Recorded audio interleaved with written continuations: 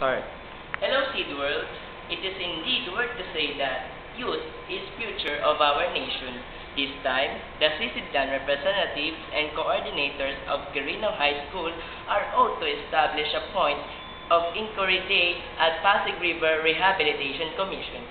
This is in line of our journey to share the world, the past, present and future of Pasig River in the name of YouthCan 2013.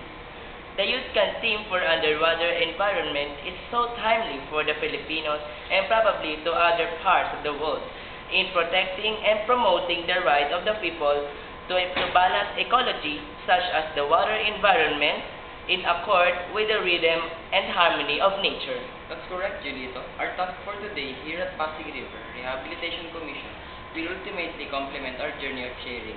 Executive number 54 paved the way to the creation of this commission that was established in 1999 through President Joseph Versito Estrada.